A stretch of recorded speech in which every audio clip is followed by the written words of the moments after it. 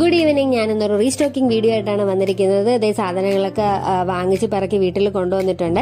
ഞാൻ സാധാരണഗതിയിൽ സാധനങ്ങൾ വാങ്ങുന്നത് ഇപ്പോൾ സ്മാർട്ട് ബസാറിൽ നിന്നാണ് വാങ്ങുന്നത്. മന്ത്ലി ഉള്ള സാധനങ്ങൾ കുറച്ച് ഞാൻ വാങ്ങിച്ചു വെക്കാറുണ്ട്. അതായത് മന്ത്ലി ഉള്ളതെന്ന് പറയുമ്പോഴത്തേനും നമ്മളെ പയറ്, പരിപ്പ്, ഉഴുന്ന്, കടല, പയറ് പരിപ്പ്, ഗ്രീൻ പീസ് അങ്ങനെയൊക്കെയുള്ള സാധനങ്ങളാണ് ഞാൻ മന്ത്ലി മേടിച്ച് വെക്കുന്നത്. ബാക്കിയുള്ള ഇപ്പോൾ നമ്മുടെ വെജിറ്റബിൾസ് ആണെങ്കിലും ഫ്രൂട്ട്സ് ആണെങ്കിലും ചിക്കൻ ആണെങ്കിലും മീനാണെങ്കിലും അതൊക്കെ നമ്മൾ വീക്കിലിയൊക്കെയാണ് വാങ്ങുന്നത്. ബാക്കി ഇതുപോലുള്ള സാധനങ്ങളെല്ലാം ഞാൻ ഇതുപോലെ മന്ത്ലിയാണ് വാങ്ങുന്നത്.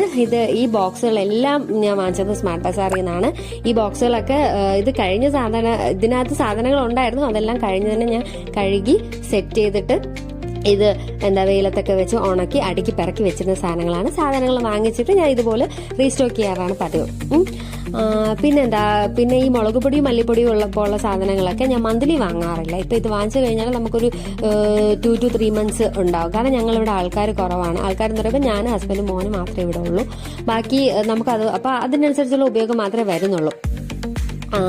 പിന്നെ ഉള്ളത് പഞ്ചസാര എന്ന് പറയുമ്പോൾ ഇവിടെ പിന്നെ പറയണ്ട. 5 കിലോ 6 കിലോ 7 കിലോ പഞ്ചസാര വേണമെങ്കിലും ഒരു മാസം തീരും. അതിശക്തി പറഞ്ഞതല്ല. ശരിക്കും പറഞ്ഞാൽ ഇവിടെ ഭയങ്കര പഞ്ചസാര ഉപയോഗം കൂടുതലാണ്. ഞാനായാലും ഹസ്ബൻഡായാലും ചായയിലൊക്കെ മറ്റേ കലക്കി കുറുക്കിയാണ് കുടിക്കുന്നത്. പിന്നെ ഇതെല്ലാം ഞാൻ ബോക്സുകളിലാക്കിയിട്ട് ഇതുപോലെ അടുക്കി പറക്കി വെക്കാറാണ് പതിവ്.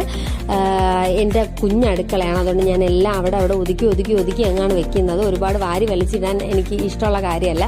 പിന്നെ ഈ പൊട്ടിക്കാത്ത സാധനങ്ങളൊക്കെ ഞാൻ ഇതുപോലെ വലിയ ബക്കറ്റ് എന്ന് പറയുമ്പോൾ ഇതിൽ നിറച്ചൊന്നും കാണത്തില്ല. ഇതുപോലൊരു ബക്കറ്റിൽ ഞാൻ എടുത്ത് സ്റ്റോർ ചെയ്ത് വെക്കും. പൊട്ടിക്കാതിരിക്കുന്നത്, പൊട്ടിക്കാത്തതൊന്നിൽ അങ്ങനെയാണ് ഇട്ട് വെക്കുന്നത്.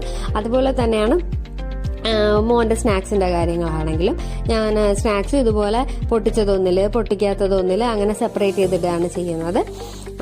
പൊട്ടിക്കാത്തത് മാറ്റി വെച്ചാൽ കാര്യമുള്ളൂ. ഇല്ലെങ്കിൽ അവൻ ഇത് കണ്ടു കഴിഞ്ഞാൽ പിന്നെ സ്നാക്സ് മാത്രം രാവിലെ ഉച്ചയ്ക്കും വൈകിട്ടും അവൻ കഴിച്ചുകൊണ്ടിരിക്കും. അതുകൊണ്ട് ഞാനത് മാറ്റി വെക്കാറാണ് പതിവ്. അപ്പോൾ എല്ലാവരും വീഡിയോ ഇഷ്ടപ്പെട്ടാൽ ലൈക്ക് ചെയ്യുക, ഷെയർ ചെയ്യുക, സബ്സ്ക്രൈബ് ചെയ്ത് സപ്പോർട്ട് ചെയ്യുക. താങ്ക്